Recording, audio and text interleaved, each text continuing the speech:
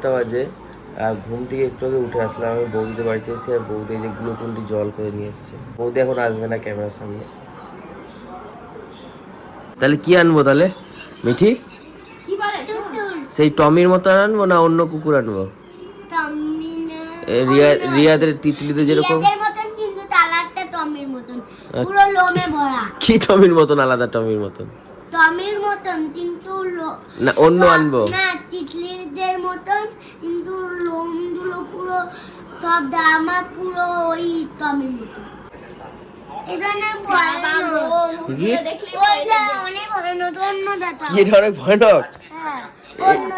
এটা ভালো না? ভালো না?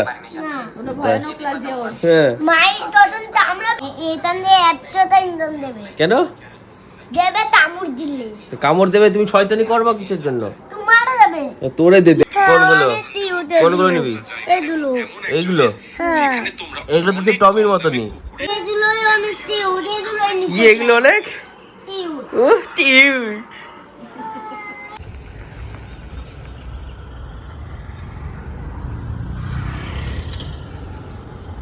এই নৌকোগুলো এখানে সরাবে না? না এখানে রাখো। এখানে সব কচুরি পানাতে ভর্তি হয়ে গেছে। এখানেই মাছ থাকে না? এই জলের এই আশেপাশেই থাকে। শোল মাছ আছে নাকি এখানে? কারণ এইগুলোতে শোল মাছ বেশি খাচ্ছে। হ্যাঁ ওই কি লাগছে, কি সুন্দর লাগছে দেখতে।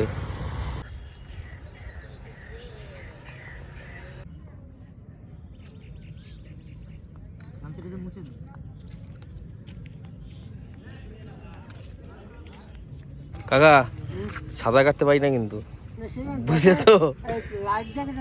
ও লাইফ জ্যাকেট আছে।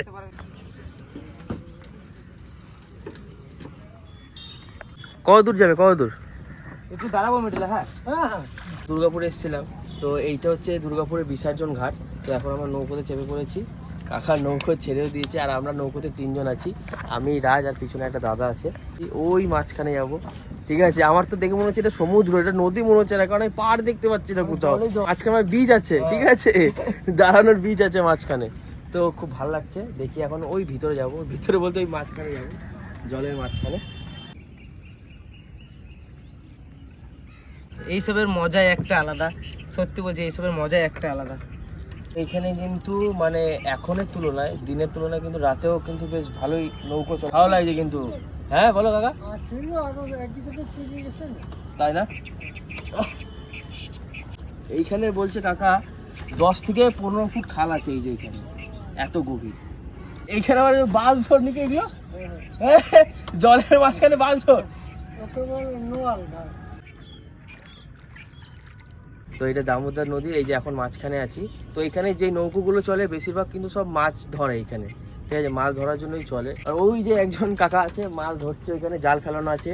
এই যে এইখানে জাল ফেলানো আছে, বড় বড় সাইজের মাছ আছে, কারণ এখানে প্রচুর গভীর। আর সব শ্যাওলা আছে তো, কচুরি পানাগুলো আছে, দেখেই মনে হচ্ছে যে বিরাট মাছ হবে। আর আপনারা যারা যারা মানে দুর্গাপুর এই বিসর্জন ঘাটে আসবেন তারা অতি অবশ্যই কিন্তু এই কাকার সাথে কন্ট্যাক্ট করবেন। কাকা এই ঘাটেই থাকে। কাকা কটা থেকে কটা অবধি থাকো? বিকেল 4টে থেকে রাত 7টা অবধি। আর সকালে চালাও না? তো বিকেল 4টে থেকে রাত 7টা অবধি কাকাকে পেয়ে যাবেন। আর অনেক কম প্রাইসে কাকা মানে ঘোরাবে, আর অনেকক্ষণ ঘোরায়, ঠিক আছে। তো আর ফুল ভিডিও রাজের চ্যানেলে আসবে, আপনারা ফুল ডিটেলস পেয়ে যাবেন রাজের চ্যানেলে। কেমন লাগছে ওতে অবশ্যই একবার কমেন্ট করে জানাবেন। আর চলুন, যেই কাজের জন্য এসেছি সেই কাজে তো যেতে হবে, এখন অন্য একটা দূর আছে। তোমার বাড়িতে কে কে আছে কাকা? আমার ভাইপো আছে, ভাই বউ আছে, ভাই আছে। মানে তোমার এমনি কোনো ছেলে মেয়ে নাই? ছেলে মেয়ে কাকার মানে কোনো ছেলে মেয়ে নাই, ভাইপো আছে, ভাইপোর বউ আছে, আর দাদা আছে বললে নাকি? বিয়ে হয়নি নাকি? ও আচ্ছা, কাকা বিয়ে করেনি, কাকা সিঙ্গেল। কেন বিয়ে করো নাই কেন? ও সিঙ্গেল। কাউরে ভালোবাসতো নাকি? হ্যাঁ না, তাহলে কোনো কারণবশত হয়নি, তাই তো? হ্যাঁ আসে ভালোই।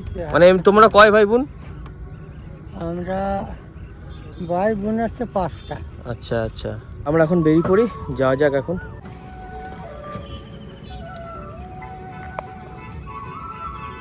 আমরা যখন এসেছিলাম তখন পুরো ফাঁকা ছিল, এখন সব ভরে গেছে। এই যে সবাই নৌকোতে উঠছে যাওয়ার জন্য।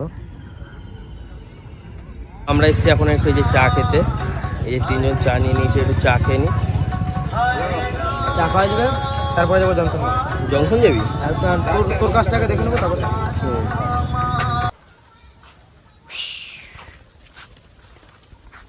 তো এর আগের দিনও দুর্গাপুরে গেছিলাম। তো দুর্গাপুরে যাওয়ার কারণ হচ্ছে যে আমি একটা কুকুরের বাচ্চা নিতাম, তার জন্য গেছিলাম। তো ওখানে পাইনি, তার জন্য আর ভিডিওটা করা হয়নি সেখানে। তো ঘরে আসলাম, ঘরে এসে মাকে বললাম যে মা একটা কুকুরের বাচ্চা নেবো।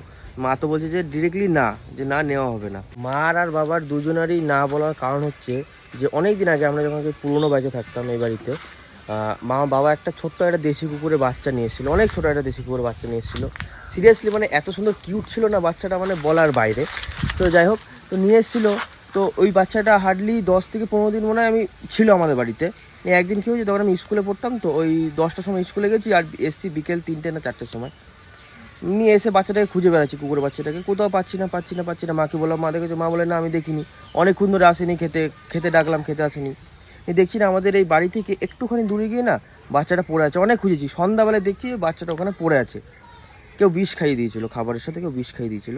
তো তখন ওই সময়টা এতটা খারাপ লেগেছিল, তারপর থেকে সেই মানে এই ঘটনাটা হবে বছর, আমার ঠিক মনে নেই কত বছর আগেকার, তাও তবুও কমসে কম 8 বছর তো হবেই, 8-9 বছর, হ্যাঁ 7-8 বছর তো হবেই। তো তারপর থেকে আর কুকুরের বাচ্চা আমি নিয়ে আসিনি ঘরে, আর মানে পোষার কোনো ইচ্ছে ছিল না। এখন না অনেক দিন ধরেই ইচ্ছে ছিল যে একটা কুকুরের বাচ্চা নিয়ে আসার। তো দেখি, ভাবছি যে কি করব, আনবো না। আপনারা যদি কমেন্ট করেন হ্যাঁ তুমি নিয়ে আসো, তাহলে আমি চেষ্টা করব নিয়ে আসার। কারণ আমার সিরিয়াসলি আমার মন থেকে আমার বিরাট ইচ্ছে, মানে খুবই ইচ্ছে করছে যে নিয়ে আসা একটা কুকুরের বাচ্চা।